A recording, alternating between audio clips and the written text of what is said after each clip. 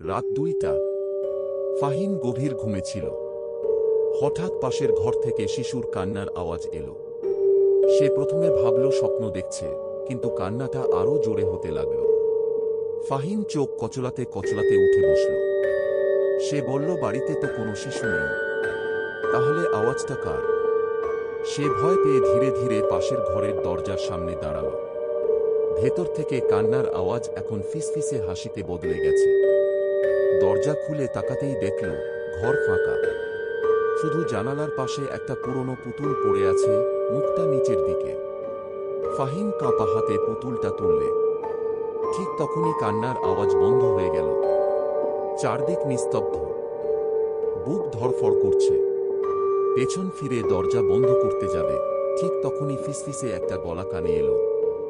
তুমি আমার খেলনা নিয়ে গেলে কেন? ফাহিম আতঙ্কে পিছিয়ে গেল। ধীরে ধীরে পেছনে তাকাতেই দেখতে পেল একটা ফ্যাকাশে শিশু, গলাটাও কাটা, তবুও ফিসফিসিয়ে হাসছে। সে পুতুলটা ফেলে দৌড় দিতে যাবে, কিন্তু পায়ের নিচে বরফ ঠান্ডা কিছু অনুভব করল। চোখ নামিয়ে দেখল শিশুটার হাত তার পা চেপে ধরে আছে। ফাহিম চিৎকার করল, কিন্তু শব্দ বেরোল না। পরদিন সকালে তার পরিবার দরজা খুলে দেখলে ফাহিম মাটিতে পড়ে আছে, মুখটা ভয় আর আতঙ্কে বিকৃত হয়ে গেছে।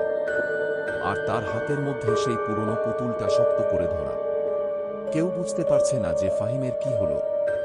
আপনার কি মনে হয় কমেন্টে জানান। Thank you for watching.